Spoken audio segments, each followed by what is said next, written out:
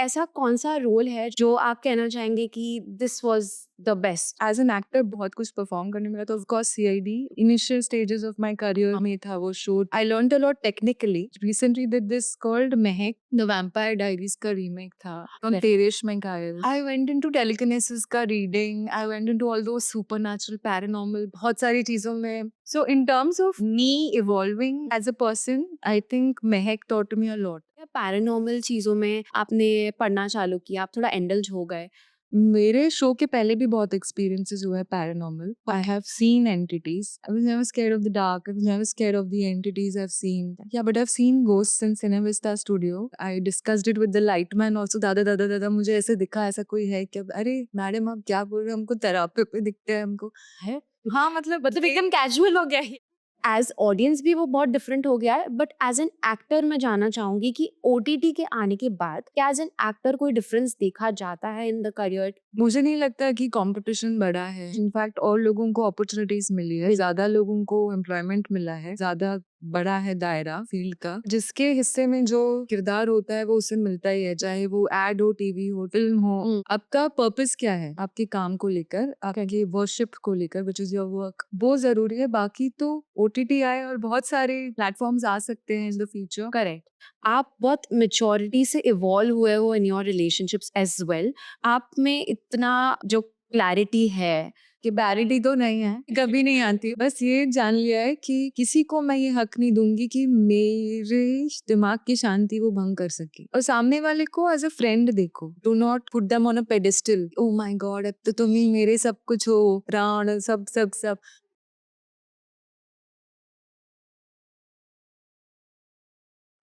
आप सभी का स्वागत है हमारे मेरी सहेली पॉडकास्ट पर।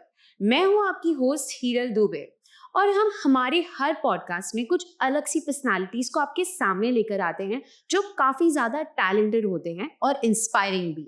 आज हमारे साथ है one of the finest actresses Vaishnavi Dhanraj, जिन्होंने अपना अपीयरेंस बहुत से टीवी शोज में जिया है, जैसे सीआईडी, ना आना इस देश लारो, परवरिश, महाभारत, बेगूसराय जैसे अमेजिंग टीवी शोज में अपना बहुत ही अच्छा परफॉर्मेंस दिया है।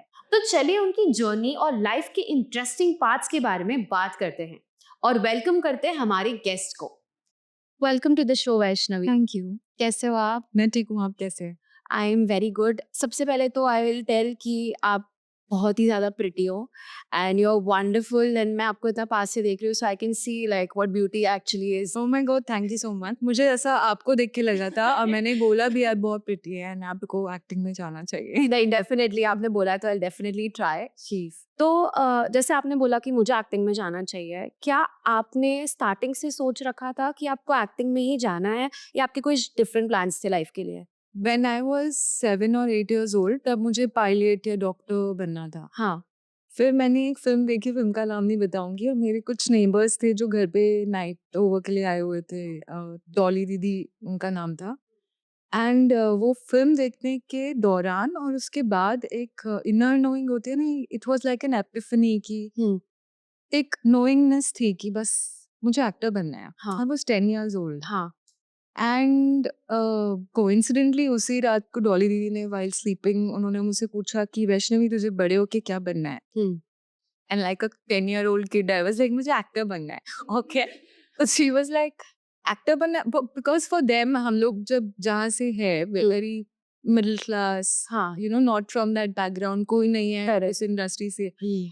तो उस बच्चे को वो फैथम करने के लिए कि एक्टर बनना है वो बहुत बड़ा वो हो जाता है। करेक्ट। एक तो उन्होंने ऐसे नहीं कि she wanted to insult me और she didn't believe in me, it was just like a end of conversation. हाँ, नहीं, पागल है कि तू एक्ट्रेस नहीं बन सकती। हाँ। और मैंने भी ऐसे कुछ दिल पे नहीं लिया, मैंने बोला दीदी मैं आपको बन के दिखाऊंगी। And it just so happened that after 12th standard मैं मुझे 12th में फुल मार्क्स मिले थे साइंस में, so I was like a medical topper. Hmm. तो मेरे लिए to get into medical and become a doctor was a very easy thing, and I still like science, I still read books and I still learn, but I always wanted to become an actor. तो मैंने 12th हो गया, सब लोग यही सोच रहे थे कि अब तो ये मेडिकल में जाए, and I was like shit, 7-8 years पढ़ाई करो, इतनी मोटी-मोटी books, and that was, it was not that I didn't like, but it was एक फोर्स होता है ना कि हाँ, दिल दिल मान रहा था। हाँ, दिल नहीं मान रहा था। तो मैं एक दिन भगवान के पास पूजा करते वक़्त मेरे गुरुजी या मैंने उनसे कहा कि देखिए,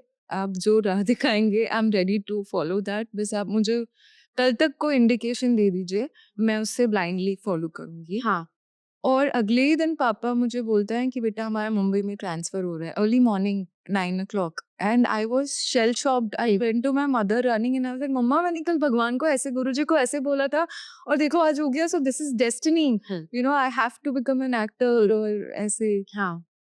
तो फिर उन लोगों ने सपोर्ट किया मुझे, फिर मैंने ऑडिशंस देना शुरू किया and that's how the journey started. Okay, it's very inspiring. Actually आपके पेरेंट्स ने ऐसा बोला नहीं कि बिकम अ डॉक्टर? उनका तो मन था मैं डॉक्टर बनूँ, हाँ, बिकॉज़ बहुत अच्छा होता। मेरी नानी भी चाहती थी, सब सारे फैमिली मेंबर्स को यही लग रहा था कि मैं कि you will become a doctor. पर मुझे नहीं बनना था, तो उन्होंने भी कुछ फोर्सफुल नहीं कर दे वर लाइक कि परस्यू योर स्टडीज़ साइमल्टेनियसली, लेकिन करें। कंप्लीटली छोड़ मत। अगर होता है तेरा अगर इंडस्ट्री में तो well and good, otherwise don't be like a do और डाई थिंग कि नहीं हो। और मेरा भी वैसे ही था कि हुआ तो हुआ, नहीं हुआ तो नहीं हुआ, नहीं, बट फॉर्च्यूनेटली हो गया। नहीं हो गया, नहीं डेफिनिटली पीपल नो कि हो गया। हाँ। एंड आपने इतने सारे रोल्स किए हैं in prominent TV serials and it has been phenomenal. और एक चीज़ आती है मन से कि इतने सारे रोल्स करने के बाद एक को पिक करना माइट बी डिफिकल्ट, या बट मेरा यही सवाल होगा आपसे कि ऐसा कौन सा रोल है जो आपके दिल के बहुत करीब है, जो आप कहना चाहेंगे कि दिस वाज द बेस्ट जो मैंने किया? यार जब पता है रोल पिक करने बोलते हैं ना, तो ऐसा लगता है कि आपके बहुत सारे बच्चे हैं हाँ, और आपको एग्जैक्टली पिक करना है कि आपका फेवरेट बच्चा कौन सा है। हम्म, बिकॉज जब आप रोल पिक करते हैं तो आप बहुत पैशनेट होते हैं, पूरी जान जी जान से आप उसमें इन्वेस्ट करते करते हैं हैं, हाँ। और कहीं ना कहीं आप उस कैरेक्टर के शूज में जाके सोचने लगते हैं, तो कहीं ना कहीं you inculcate those qualities also during you know the वो फेज के दौरान। हाँ, वो जो पीरियड होता है उसमें आप कहीं न कहीं वो ले लेते हो अंदर अपने। तो अगर आप उस तरह से देखें, जो मुझे एज़ एन एक्टर बहुत कुछ करने मिला और बहुत कुछ परफ़ॉर्म करने मिला, तो of course CID was but because वो एक learning initial stages of my career हाँ। में था वो शो, तो I learned a lot technically hmm. In that show. जैसे कैमरा वर्क हो गया और डायरेक्शन का हो गया, बिकॉज़ हम लोग बहुत ज़्यादा गोरिल्ला शूट्स करते थे रोड्स पे, दिस दैट। वो एक शो हुआ। Then second would be Mahi from Bepannah, which was a grey shade hmm. And it I hardly shot for 3-4 months, हाँ। बट अलग ही मजा आया। अलग Also probably because of the actors I was working with, Harshad and Jennifer and Malika ji, and oh! so they were, you know, when you work with really good actors, आपका वो आपको भी मजा एनहांस हो जाता है हाँ, अंदर से। like it's not like a thing, it's like a teamwork. Correct. It's like ये हमको बहुत अच्छा निकाल के लाना है। Nobody is selfish about it. Nobody is like मेरा इससे अच्छा होना चाहिए। हाँ। That's not hmm. Good fun है। उसमें फिर वो जेलिसी का वो एलिमेंट आ जाता है, वो सब। So that was one fun show, hmm. good show to work in. And then I recently did this called Mehek, हुँ। जो The Vampire Diaries का रीमेक था, हाँ, करेक्ट, कौन करेक्ट। तेरेश मिकायल। हाँ। So it was all about a yogini. Basically, she was a magician, an alchemist in that show, hmm. a witch. Hmm. But इसमें because वो लोग चुड़ैल नहीं दिखा सकते, हैं। तो उन्होंने उसको योगिनी में कर दिया। हाँ। तो I went into telekinesis का reading, I went into all those supernatural, paranormal, बहुत सारी चीज़ों में। So in terms of me evolving hmm. as a person, I think Mehek taught me a lot about myself. Correct. Because I got a lot into the spiritual aspect of life correct. while playing that role. हुँ। तो वो enjoy मैंने बहुत ज़्यादा किया। किया, okay. So I would say Mehek from Devesh Mehak. हुँ। तो बहुत ही interesting था, आपने मुझे बताया how evolving it was for you. But एक चीज़ मेरे दिमाग में आई, सबसे पहले आपने एक चीज़ बोली, आप पैरानॉर्मल चीज़ों में आपने पढ़ना चालू किया, आप थोड़ा इंडल्ज हो गए। तो आपकी कोई एक्सपीरियंसेस रहे हैं या you were just into books? मेरे शो के पहले भी बहुत एक्सपीरियंसेस हुए हैं paranormal. I have seen entities, I have seen entities even as a kid. Oh! I was never scared. I was never scared of the dark. I was never scared of the entities I've seen. हाँ. They've never harmed me as such. पर मुझे बहुत सारे experiences हुए studio में हुआ है, हाँ. ट्रैवल करते हुए पुष्कर में आई हैव सीन ऐसे कुछ पोजेशन का सीन भी हुआ था। So एहसास नहीं था, आपने देखा. देखा भी Okay. और एहसास भी हुआ है मुझे। हाँ.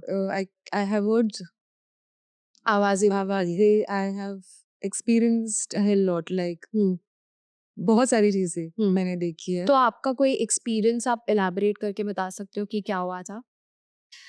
The biggest experience I've had was last year December में, where things got a little haywire in my life also, as everybody knows. So उस वक्त ऐसा कुछ हुआ था कि I started seeing entities and I started losing my mind. I started hallucinating. Oh. Yeah. Okay, so it was a very rough patch. Yeah, and it happened immediately after I finished my meditation.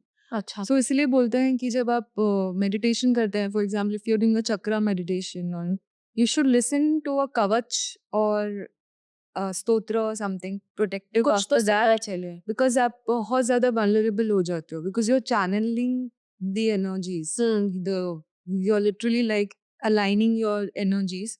तो ऐसा बोलते हैं कि आपका aura बहुत week हो जाता है. So it's very easy for what is negativity? Negative entities क्या होता है? It's fear, it's doubt, it's basically it was a fear. सारे बैड जो low vibrational frequencies होती है, then they manifest into something physical. तो वो it's all psychological. ये सब दिमाग में. सब दिमाग में होता है. हाँ.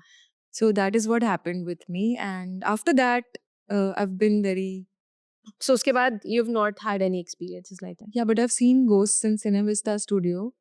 And I discussed it with the light man also. दादा मुझे ऐसे दिखा, ऐसा कोई है क्या? अरे मैडम आप क्या बोल रहे हो, हमको थेरापी पे दिखते हैं हमको. है? हाँ मतलब एकदम कैजुअल हो गया ये. हाँ, because for them they have experienced it, and जो लोग बिलीव करते हैं ना, उनको पता होता है कि we are not alone here. There are other dimensions, other बहुत सारी चीजें अपने planes present है. simultaneously existing along with this plane. तो जब आप ये एक्सेप्ट कर लेते हैं तो ना कुछ वो नहीं होता है. वेरी यस, वो हार्म नहीं करता आपको. हाँ, बट आई वुड से कि आप हनुमान चालीसा पढ़े जब भी आपको ऐसा लगे कि कभी कभी ना आपको बिना मतलब में फटीग्ड फील होने लगता है, हाँ. रेस्टलेस फील होने लगता है. कभी कभी कोई नजर नहीं लगाना चाहता है, पर वो लग जाती है, because they don't have a bad heart और दे डोंट इवन नो. हाँ. बट अपनों की भी लग जाती है, करेक्ट. की भी लग जाती है. So it's good to always protect yourself. Correct. Yeah, so but ऐसे सुन के लगा कि ओ माय गॉड, अगर मैं पर्सनली वहाँ पे होती तो मैं तो डर जाती. But you have been a very strong person. scared. अच्छा, ये वर्स तो है. I was petrified. I was like ये क्या हुआ मुझे? 1-2 महीने मुझे वो डाइजेस्ट करने में वो पिक्चर दिमाग से नहीं हट रहा था. हाँ, और मैं किसी को खुल के बता भी नहीं पा रही थी, बिकॉज बोलेंगे पागल है. और बचपन से I have seen it, but then when I heard so many other people openly talking about it and experiencing the similar things, तो मुझे लगा कि आई थिंक ये नॉर्मल है. जो थोड़ा बैलेंस आउट हुआ. हाँ, तब मुझे ऐसे लगा कि no, I am not different. There are other people like me who are like this. So that was correct. तो आजकल हम ये देख रहे हैं दैट लोग फिल्म्स तो देखते हैं लेकिन ओटीटी पर. लोगों को अब कंफर्ट पसंद है. They want to watch everything घर से बैठे बैठे. एंड ओटीटी के आने के बाद एक्टर्स का जो एक प्रेजेंस होता है एज अ सेलिब्रिटी, वो बहुत ज़्यादा कम हो गया है. बिकॉज लोगों का कहना ये है कि जब आप किसी के लिए एफर्ट दे के फिल्म देखने जाते हो, रादर देन घर पे बैठ के किसी ओटीटी चैनल पे देखते हो, तो इट इज़ वेरी डिफरेंट. तो एज ऑडियंस भी वो बहुत डिफरेंट हो गया है. बट एज एन एक्टर मैं जानना चाहूँगी कि ओटीटी के आने के बाद क्या एज एन एक्टर कोई डिफरेंस देखा जाता है इन द करियर? क्या ईजियर हो गया है रोल्स पाना, या it is getting more tough, या वो सेलिब्रिटी एलिमेंट हट चुका है? What is the thing about OTT?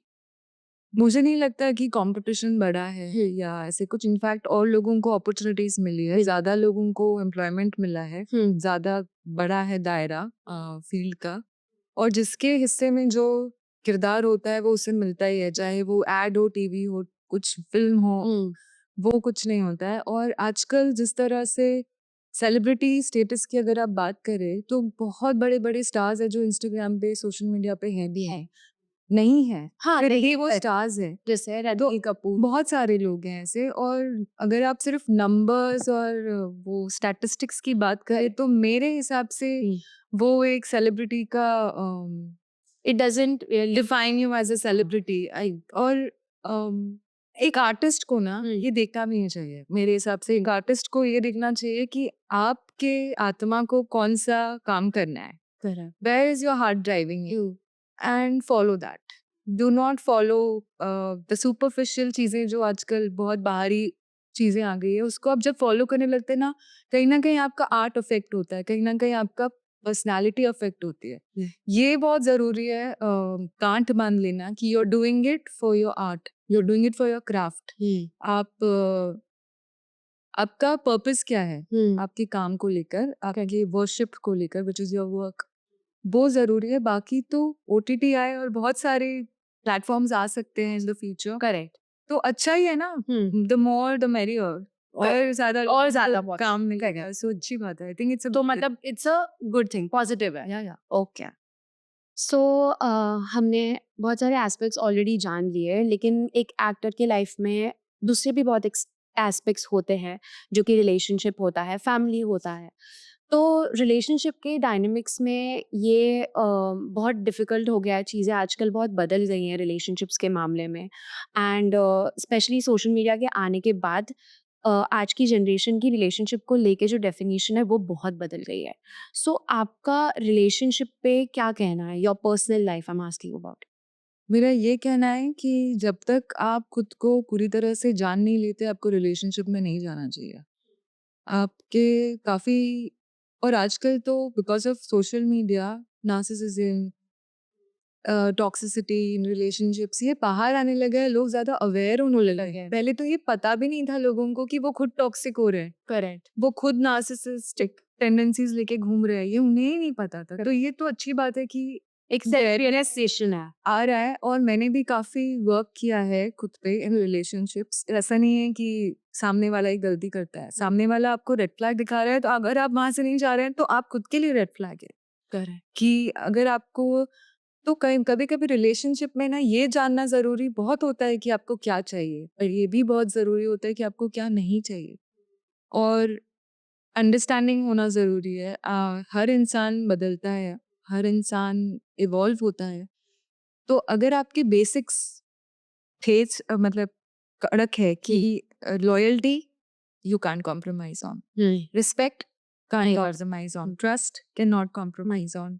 ये बहुत बेयर मिनिमम, सिक्योरिटी नहीं होनी चाहिए, दैट हाँ बेयर मिनिमम चीजें। करेक्ट। जब आपका ये मॉरल, आपका ये फिक्स होता है, plus you have to become that person. Correct. आप ये एक्सपेक्ट नहीं कर सकते कि आप कुछ भी कर रहे हैं और सामने वाला बिल्कुल आपके जैसा होना चाहिए, पर आप हिपोक्रेट हो रहे हैं ना, you are not being authentic. जो आप चाहते हैं सामने वाले में वो आप खुद में भी देखो। देखें वो ऑथेंटिसिटी आप खुद में इनकलकेट लेकर आए।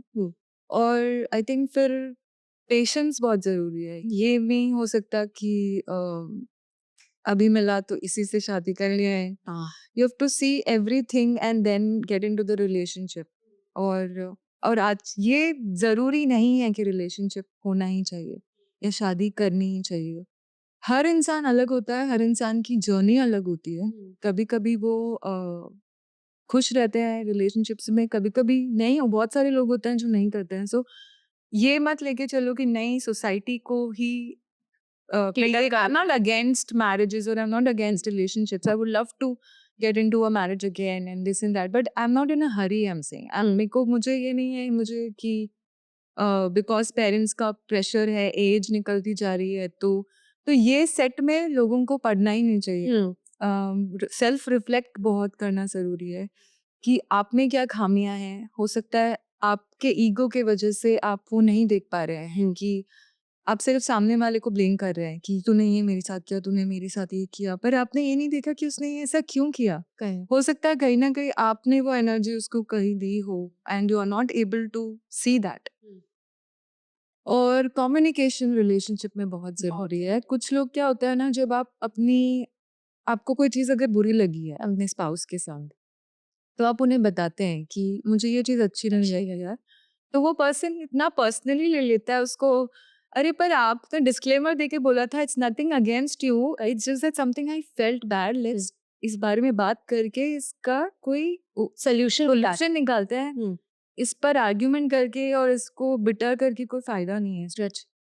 तो वो जो मेच्योरिटी होती है ना दो लोगों में, कि कोई भी सिचुएशन आए, आप दो दोस्तों जैसे बैठ के बिना एक दूसरे को जज करे, बिना एक दूसरे को ब्लेम करे, सामने वाले, दैट्स लव।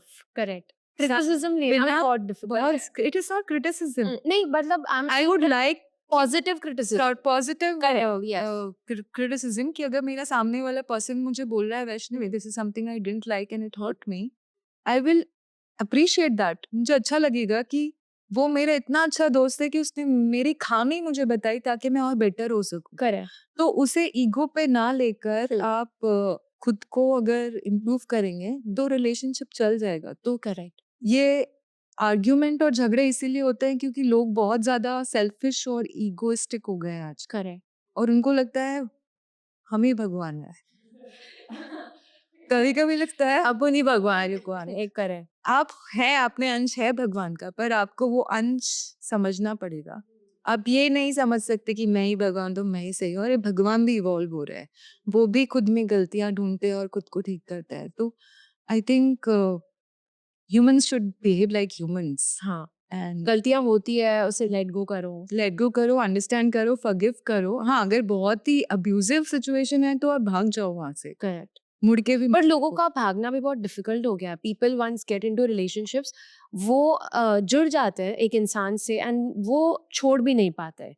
लाइक बहुत बार ऐसा देखा जाता है that it's very difficult to leave a person also. आपको टॉक्सिसिटी ही पसंद आने लग जाती है समटाइम्स। आपको सामने वाले में वो क्वालिटीज अच्छी लगती है कि ओके अभी झगड़ा हुआ, कल सॉर्ट आउट हो गया, तो ठीक है ना, यही हमारा पैटर्न है, एंड वो लोग उसी के साथ जीना चालू कर देते हैं। तो सोसाइटी में एक बहुत बड़ी प्रॉब्लम है कि सामने वाले को छोड़ना भी डिफिकल्ट हो गया है लोगों के लिए। सोसाइटी का इतना प्रेशर रहता है। सो व्हाट डू क्या प्रेशर होता है सोसाइटी का? कि you can leave a person after marriage. ये एक बहुत, that is why domestic violence भी लोग झेल लेते हैं बहुत बार। देखिए, अगर विमेन इंडिपेंडेंट नहीं है, कई बार वो बच्चों की वजह से नहीं छोड़ता है, कई बार वो पेरेंट्स की वजह से नहीं छोड़ता है, पर इमोशनली विड्रॉ हो जाते हैं। कई मैरिजेस और रिलेशनशिप्स मैंने ऐसे देखे हैं कि खत्म हो चुके हैं, but they are together for the heck of it, for the family, for the, वो तो और भी गंदी सिचुएशन है यार। करेक्ट। वो तो और भी सफोकेशन वाला और क्लॉस्ट्रोफोबिया हो जाएगा इंसान को। मतलब आई थिंक फिर मुझे ऐसे बहुत लोगों ने, मैंने देखे हैं लोग जो इमोशनली नहीं है, वो है physically, they are just doing their, fulfilling their responsibilities और अपना काम कर्तव्य, वो भी ठीक है। अब सबकी एज आई सेड, सब to each their own. I am lucky कि मैं ऐसी कोई सिचुएशन में नहीं हूँ और ना कभी आऊँ। हाँ। पर मुझे ऐसा लगता है कि जहाँ पर लगे एमिकेबली आपको सेपरेट हो जाना चाहिए, और बच्चों के लिए भी वो अच्छा होता है। बच्चे ये नहीं सीखते हैं कि ये तो गलत है पर फिर भी साथ में है, तो बड़े होके वो फिर गलत एक्सेप्ट करने लगते हैं। लेकिन जब वो डिसीजन होता है पेरेंट्स का स्ट्रॉन्ग कि नहीं, अच्छे से एमिकेबली सेपरेट हो जाओ, मेच्योरली हो, तो बच्चों को भी ये पता है कि नहीं गलत है, तो कुछ भी हो, our happiness is important, the other person's peace of mind is also important. Correct. I think that is maturity. और आजकल वैसे भी कपल्स हैं जो लोग सेपरेटेड हैं, बच्चों का भी ध्यान रख रहे हैं साथ में। So again to each their own. So हमने जनरली तो समझ लिया रिलेशनशिप्स के बारे में, एंड आपने जिस हिसाब से बातें की, मैं ये समझ पा रही हूँ दैट आप बहुत मेच्योरिटी से इवॉल्व हुए हो in your relationships as well, because इतनी अंडरस्टैंडिंग लाना without experiences is not possible. क्योंकि आप सिर्फ बुक्स पढ़ के बोलोगे वो नहीं आएगा। जब तक एक खुद का एक्सपीरियंस नहीं होता है तब तक इतनी मेच्योरिटी तो नहीं आती। तो आप में इतना जो क्लैरिटी है, तो is it because of the past relationship? आप उधर से कुछ ठोकरे खा के सीख के क्लैरिटी तो नहीं है, क्लैरिटी कभी नहीं आती हो क्या। बस ये जान लिया है कि कोई, किसी को मैं ये हक नहीं दूंगी कि मेरे दिमाग की शांति वो भंग कर सके, क्योंकि वो बहुत इम्पोर्टेंट है। किसी को भी नहीं है, ना ही मेरे पेरेंट्स को है, ना ही मेरे भाई को है, ना ही मेरे फ्रेंड्स को है, ना मुझे है। मैं भी कभी कभी जब ओवर थिंकिंग में चली जाती हूँ तो मैं कॉन्शियसली एफर्ट करती हूँ कि मैं उस नेगेटिव लूप से बाहर निकलूं, बिकॉज सब विचारों का खेल है। तो यही हुआ है मेरे साथ कि मैंने खुद के बारे में सीखा है कि मुझे भी ट्रस्ट इश्यूज थे, मैं भी बहुत नैग किया करती थी। Nagging is not a big बड़ा problem, big problem, how the person is handling me is the problem. तो रेड फ्लैग आई थिंक ये होगा कि डिसऑनेस्टी, झूठ बोला जाए। आप में कॉन्शियस होना चाहिए कि आप मिरर में भी देख के सच बोल सके और सामने वाले को भी देख के, क्योंकि फिर आप प्योर रहते हैं, you are not maligning your soul, ऐसा मुझे लगता है। At the same time respect बहुत ज़रूरी है और सामने वाले को एज अ फ्रेंड देखो। Do not put them on a pedestal कि ओ माय गॉड अब तो तुम ही मेरे सब कुछ हो, प्राण सब सब सब। वो होना चाहिए, पर आप भी खुद को उसी पेडिस्टल पे रखिए फिर, कि आप भी उसी लेवल पे है। आप जब सामने वाला पीछे हट रहा है या उसका मोटिवेशन कम हो रहा है तो आप उसके लिए ढाल बने, और वाइस वर्सा। वो जब आपका वो मेल बन जाता है तब एक रिलेशनशिप हैप्पी होती है। At the same time when I see the social media thing nowadays, it's all about, आजकल टूरिज्म भी इसलिए बढ़ गया है क्योंकि सबको उधर उधर जाके फोटोज खिंचवानी है, दिखाना कि you know what I am living the best life and this and that. वो है, करो, दिखाओ भी, but is it actually like that? Nobody shows the real thing on the social media. तो आजकल की जनरेशन के लिए, because they are so much on the social media, सच्चाई से जुड़े रहना बहुत जरूरी है, रूट्स से जुड़े रहना बहुत जरूरी है। तो वो कहीं ना कहीं उनको डिस्ट्रैक्ट कर रहा है, मुझे ऐसा लगता है। करेक्ट। तो वो उस दिखावे पे ना जाए, अपनी अक्ल लगाए। बट बहुत हाई एक्सपेक्टेशंस भी सेट हो गई है because of social media, because people think कि now everything has to be perfect, and इसीलिए जब वो किसी को एक पॉडकास्ट में बोलते हुए सुन लेते हैं that I do this for the girlfriend, I do that for my boyfriend, तो दे फील कि मेरा पर्सन जो है, मेरा स्पाउस जो है, वो भी मेरे साथ ऐसे ही बिहेव करना चाहिए। सो एक एक्सपेक्टेशन कहीं ना कहीं आ गई है सोशल मीडिया की वजह से कि no this has to be that. Correct? Do you think so? पर जैसे आप बच्चा पैदा करते हैं तो बच्चा पैदा करने के बाद सिर्फ आपकी ये रिस्पॉन्सिबिलिटी तो नहीं होती कि उसको खाना खिलाए और स्कूल भेजे। करेक्ट, हाँ। अपब्रिंगिंग कैसे कर, वैल्यूज डाल, आप में वैल्यूज क्या डाल रहे हैं, उनको इमोशनली कैसे सपोर्ट कर रहे हैं, मोटिवेट कर रहे हैं, कैसे इंसान बना रहे हैं आप उनको। वैसे ही अगर आप उस रिलेशनशिप में सामने वाले इंसान की गलतियां और खुद की गलतियां समझ के, एज आई सेड, कम्युनिकेट करे और उसे सॉल्व करे, जब तक होता है करे। अगर सामने वाला बहुत ही एरोगेंट है और बिल्कुल ही मतलब फ्लेक्सिबल नहीं है तो लेट इट गो। रिजिड नहीं चाहिए। ऐसा होना चाहिए कि जिस इंसान के साथ आप इवॉल्व हो सके और वो इंसान भी उतना ही ओपन हो ग्रोथ के लिए, सेल्फ ग्रोथ के लिए, जितना कि आप हैं।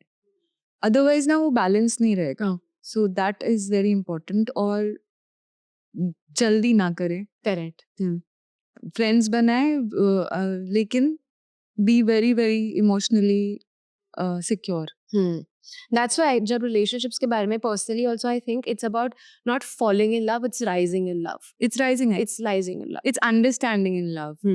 And love के दायरे चेंज होते रहते हैं। शादी एक हनीमून फेज, कुछ सालों के बाद ये फेज, कुछ सालों के बाद, how you evolve your love with time and with age is love.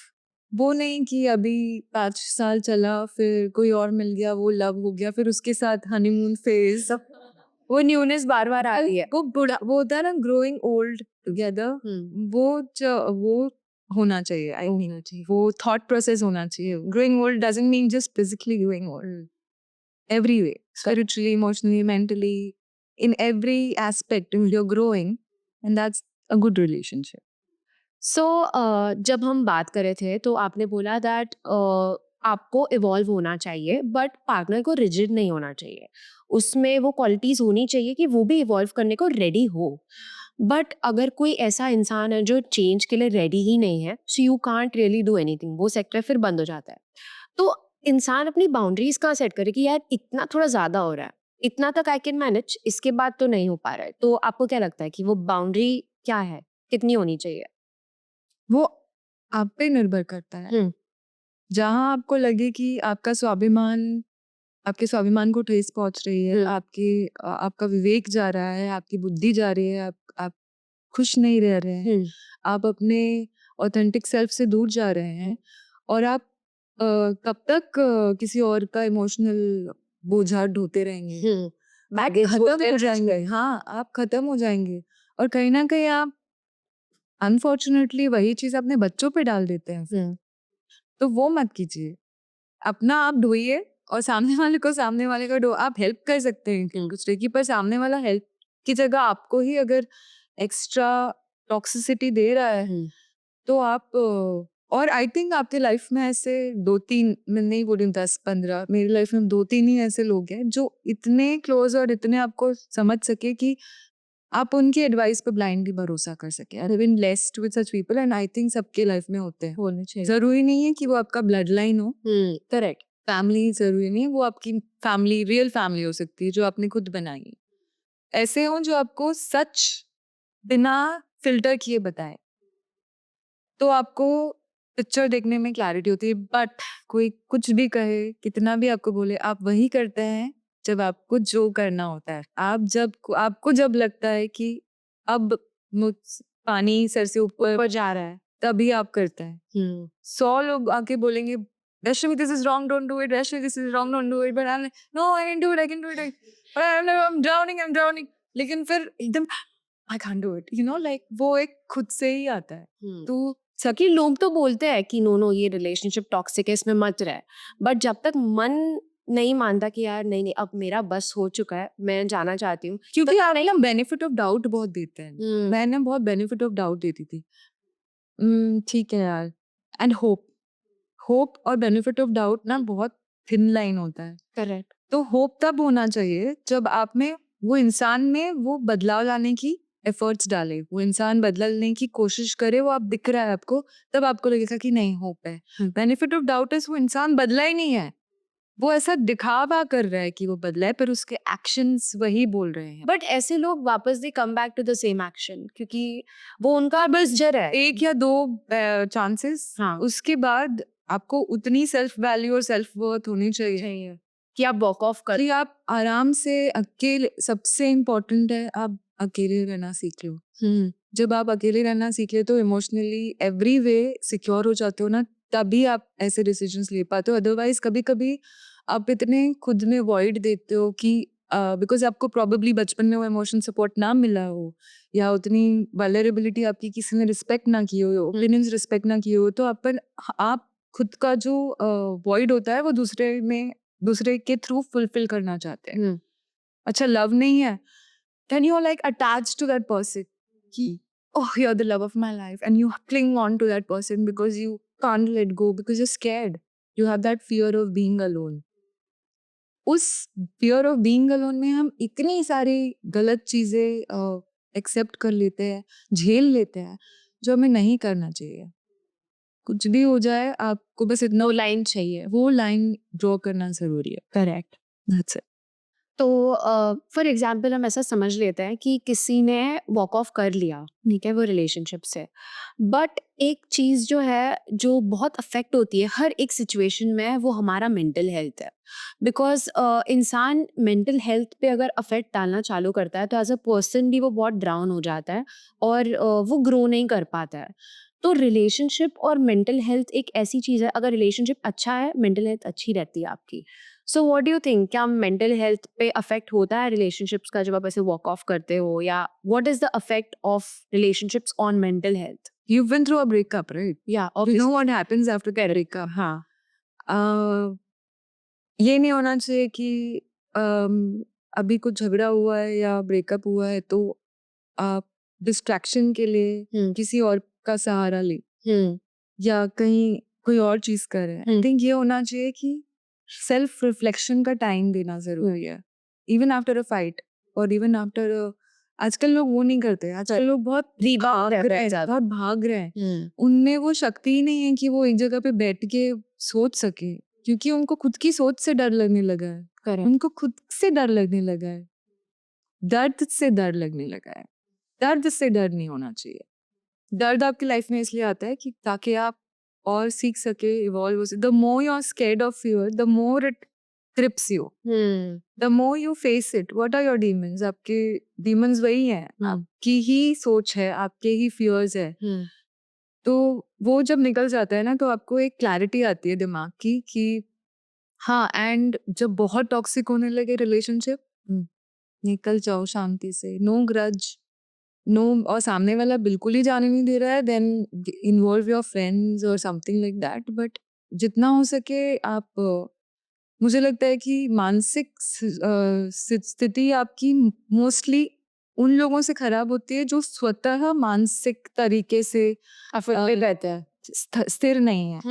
तो उस वजह से वो आपको अस्थिर कर देते हैं और आपको लगता है वो प्रोजेक्शन होता है।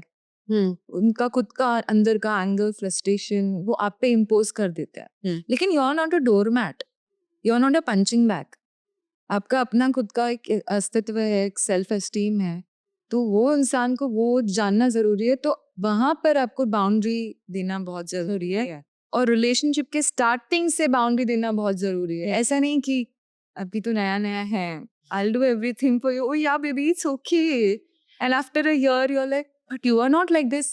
It was always like this. You gave me that liberty. You gave me that. No. इतना मत बह जाओ आप इमोशंस में और भावनाओं में कि अपने आप को खो दो। करेक्ट। हर रिश्ते में, हर काम में आप अपने पास है, ये जरूरी है। अगर आप अपने साथ सेल्फ बहुत इम्पोर्टेंट है। सेल्फ बहुत इम्पोर्टेंट। आप क्यों आए हैं इस शरीर में? ताकि आप खुद पे काम कर सके। यही काम है हमारा, और कोई काम नहीं है यहाँ। बाकी सब चल रहा है बस। That is important. और सामने वाले को रिस्पेक्ट दे, उसकी वैल्यू करे, पर उस भाव में नहीं कि वो आपकी वैल्यू गिरा सके। रेसिप्रोकेट होना चाहिए। रेसिप्रोकेट होना चाहिए। वक्त भी दे, ये नहीं। इसीलिए mental health is very important. Very important. Correct. where you here is what matters. अगर यहाँ पे आप नहीं हो, तो आप कहीं पे भी नहीं हो पाओगे। यहाँ पे और यहाँ पे नहीं है तो आप कहीं नहीं है। करेक्ट। तो आई थिंक जहाँ लगे आपका मेंटल हेल्थ चाह रहा है, चाहे वो आपकी माँ क्यों ना हो, चाहे वो आपके इट कैन बी एनीबडी, तो बस bye bye. Not like physically आप कभी कभी नहीं कर सकते, बट एक आप खुद आप मेंटेन, आप बाउंड्री अपने आप ही मेंटेन कर। जहाँ आपको कभी कभी don't have to answer all the phone calls. नहीं लग रहा है आपको उस इंसान से बात करने का, तो 10 दिन बाद बात कीजिए, 5 दिन बाद। अर्जेंट है तो अलग बात है, कोई मेडिकल इशू है, कुछ और बात है, तो it's a different thing. But sometimes you have to prioritize your mental health. No, I don't want to talk to this person. It's not that you don't love them or वो it's just a minor space. Yeah, it's my space. I need to work on myself. Learn to say no. Correct. बहुत जरूरी है। बहुत जरूरी है। रिश्तों में भी बहुत जरूरी है, फैमिली में भी बहुत जरूरी है कि अगर आप खुद पे अभी आप कुछ काम कर रहे हैं और किसी ने बोला अब मैं आ रही हूँ यार अभी 15 दिन के लिए, I want to go here, take me here, but you have set your priority just to please that person कि उसको बुरा लग जाएगा। आप अपने आप को छोड़ देंगे? आप कीजिए ना, उसको बुलाइए। आप 2 महीने बाद बुलाइए, 10 दिन, अपना काम होने के बाद बुलाइए। प्रायोरिटाइज योर सेल्फ, बिकॉज जितना आप खुद को प्रायोरिटाइज करेंगे तभी आप लोगों को भी प्रायोरिटाइज कर पाएंगे, उनके लिए ज्यादा कर पाएंगे आप, जब आप खुद के लिए करेंगे तो that's what mental health is, to be with yourself in no matter what the situation is. तो अपने पास रहो, अपने पास रहो। करेक्ट। तो फॉर एग्जाम्पल हम किसी रिलेशनशिप से बाहर आ जाते हैं, तो जैसे मैंने पहले ही कहा, बहुत डिफ़िकल्ट होता है, सोसाइटी का बहुत प्रेशर रहता है एट टाइम्स, और आप जैसे अपने पास नहीं होते हो, जैसे हमने अभी डिस्कस किया, तो बहुत सारे डिसीजंस हम गलत ले लेते हैं। बट उसमें कुछ लोग हैं जो अपनी स्टोरीज आजकल बहुत सही से बाहर लेके आ रहे हैं, जहाँ पे उनको सेकेंड लव हो गया। फर्स्ट मैरिज उनकी खराब रही या रिलेशनशिप खराब रही, बट सेकेंड वन पे उन्हें भरोसा है एंड उन्होंने अपने आप को जोड़ा है फिर से, एंड वो लोग रेडी है अब उसमें इन्वेस्ट करने। तो आपको क्या लगता है? पर्सनली मैं आपके बारे में पूछना चाहूँगी, आपको कभी वापस ऐसा लगा कि यू आर इन लव, और आपको लगा कि मैं अब इधर इन्वेस्ट करने के लिए रेडी हूँ, mentally, emotionally, what ever it is, और विद दैट ऑल्सो मैं ये पूछना चाहती हूँ कि सेकेंड चांस बनता है देना लोगों को अगर एक बार ठोकर लग जाए? मैं तो बोलती हूँ you should give 10 chances, but to the right people. और लाइफ का कुछ भरोसा नहीं है। कभी भी कोई भी बदल सकता है, हम्म। कभी भी कोई भी, आप खुद बदल सकते हैं। करेक्ट। आप दूसरों की क्या बात कर रहे हैं? तो इतने साल जो मैंने रिलेशनशिप्स में देखा, हाँ मुझे हुआ प्यार, obviously I am human being, मुझे प्यार हुआ, मेरा दिल टूटा, बस दिल टूटा, और ये रियलाइज किया कि उसमें भी कुछ सीखा है मैंने। हर इंसान आपकी लाइफ में एक लेसन ही होता है, कोई, सब मिरर्स है एक दूसरे के, सब एक दूसरे को सिखा रहे हैं। तो मैं चाहती हूँ कि मुझे भी सेकंड चांस मिले, और I think I am ready. But ये भी मुझे पता है कि मैं खुद में बहुत रहती हूँ, तो मुझे कोई ऐसा इंसान चाहिए जो समझ सके कि ये स्पेस को रिस्पेक्ट कर सके, और जिसके साथ मैं अकेले रह सकूं, जो मतलब बैठ के आप शांत भी है तो जरूरी नहीं है कि कुछ बोलना ही है, जरूरी नहीं है। I think that peace should be there. क्योंकि एक पॉइंट ऑफ टाइम के बाद बातें खत्म हो जाती है, नहीं, कहाँ से बातें ले आओगे, पर वो बहुत जरूरी है जस्ट टू बी देयर। हाँ, and I don't want somebody जो लोगों की बात करे, हाँ। आई वांट समबडी जो दिमाग की बातें करे, बढ़ने की बातें करे, ग्रोथ की बातें करे, अच्छी चीजें करे, अच्छी बात, बस ये बेसिक चीजें हैं। Of course, I would want. I think I'm ready for a relationship, but I've left it on God. I said I don't like to be on social dating apps. I think जितना organically चीजें होती है वो better होती है rather than forced or anything.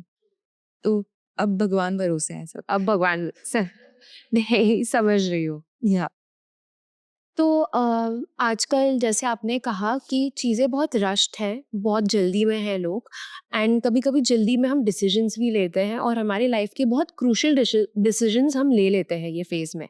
जैसे शादी हो गया, एंड लोगों के लिए किड भी एक डिसीजन है, करेक्ट?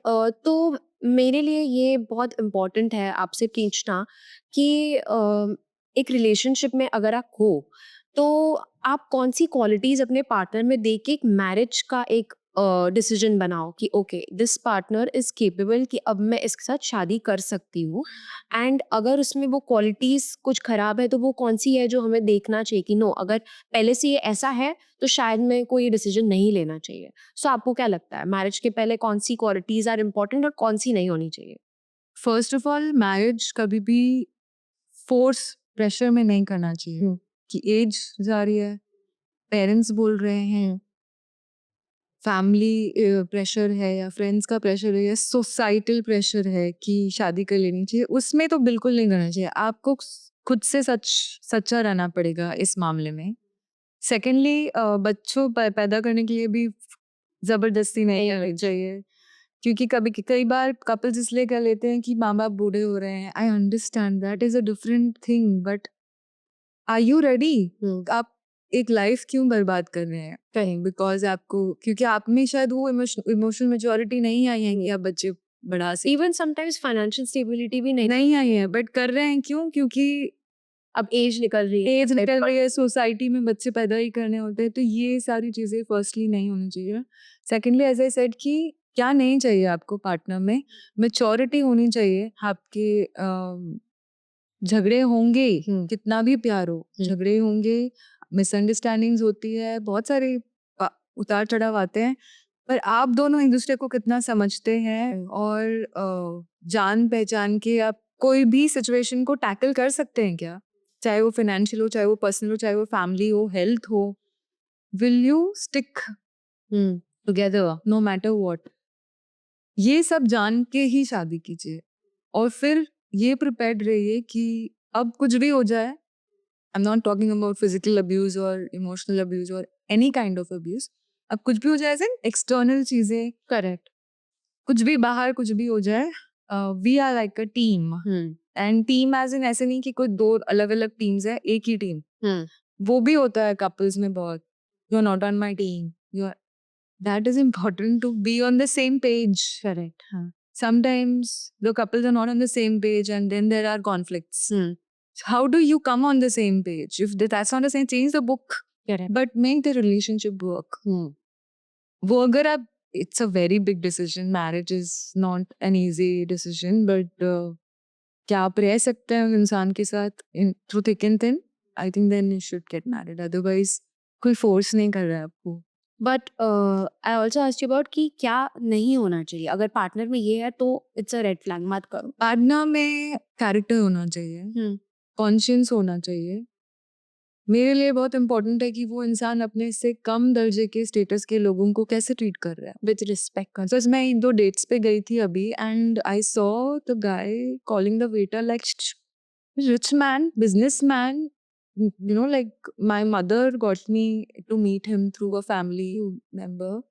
और मैं बहुत हक्की बक्की रह गई कि oh God, I was like oh my God, अब तक सब सही चल रहा था, अब इसने वेटर को शुशु कर दिया, अब मैं इसके साथ शिशी नहीं कर सकती, what I meant is that I can't deal with people who are जिनको सुपीरियोरिटी कॉम्प्लेक्स है, जिनको पैसे के बल पर लगता है कि any kind of power power हो गया, या मैंने ऐसे भी लोग देखे हैं जो बहुत रिच है, बहुत पावरफुल है, very humble, very good to talk to, very good to the people who, according to the society, are lower than them in status. So, वो मेरे लिए बहुत character is very important. Conscience and sensitivity. How is that? Is that person able to empathize with आपका pain? आपका दर्द? आप क्या वो उसको शुशु कर रहा है या putting it under the rug या उसको समझ रहा है कि ऐसा तो नहीं बोला ये तो ड्रामा क्वीन है यार, इसको क्या PMSing every month, bloody she comes and sits on my head with no, that person who can understand your hormonal imbalance, because life है, आपके mood swings होंगे, उस person के भी होंगे, are you mature enough to handle that person emotionally also, तभी you should get into any relationship. Correct. ऐसा obviously हर लड़की के लाइफ में सबसे important is their dad, and सबसे पहले हम जब ग्रो भी हो रहे होते हैं लाइफ में as a teenager, as a kid, तो हम हमारे पेरेंट्स में हमारे डैड को एज अ मेल देखते हैं। सो हाउ क्लोज आप अपने डैड से थी, एंड आपका क्या उस चीज़ से आपको क्या याद आता है? And I can already see your reactions changing, but how do you remember your dad now? I remember him, he's my hero. वो बहुत गरीबी से ऊपर आए हैं, उन्होंने बहुत पढ़ाई की, बहुत ज़्यादा, एज इन ब्रिक फैक्ट्री में काम किया, चाय की फैक्ट्री में काम किया, ब्रुकलिन पता नहीं क्या, वो चाय बेची उन्होंने, ये सब काम वो इसीलिए करते थे ताकि वो पैसे कमा सके बुक्स खरीदने के लिए, पढ़ने के लिए, because he came from a farmers family, तो पढ़ने की चाह, और उनके अंदर वो था कि मुझे कुछ बड़ा करना है, पैसे कमाना है अच्छी, तो उन्होंने बहुत मेहनत की है लाइफ में, तो उनके जितनी तो शायद मैंने तो 10% भी नहीं की, but he is an inspiration for us, और हमेशा रहेंगे, और नॉट जस्ट ये सब, अदरवाइज ऑल्सो काफ़ी बुक्स पढ़ते थे, स्पिरिचुअल बुक्स हो गए, ये हो गए, बहुत बहुत संभालते थे इमोशनली मुझको, समझते थे, एक बाप जितना अपनी बेटी को समझ सकता है ना, कोई नहीं समझ सकता, तो आई थिंक वो समझते थे बहुत अच्छे से, एंड उनसे काफ़ी कुछ सीखा है मैंने, and he is always very close to me, always, And he's always going to be. Always. Correct. तो he's also been a role model for you कि इंस्पिरेशन लेना है, कभी पीछे देखते हैं तो ऐसा लगता है कि ओ गॉड इतना काम किया है, अभी मेरे को तो कितना करना है। करेक्ट। हाँ, उनका ऐसा था कि नेवर स्टॉप डूइंग, हसल बंद नहीं होना चाहिए। नहीं, ऐसा नहीं है कि बंद नहीं होना चाहिए, रेस्ट भी ज़रूरी है। हाँ, वो ऑब्वियसली। रेस्ट नहीं करते थे, मुझे उनसे ये दिक्कत थी कि वो बहुत ज़्यादा, लेकिन रेस्ट भी ज़रूरी है। है। वो उनका ऐसा है कि अगर आपका कोई पैशन है, बस उसे फॉलो करो, बाकी सब चीज़ें अपने आप जगह पर आ जाएंगी। करेक्ट, सब चीज़ें fall into places. Okay, understood.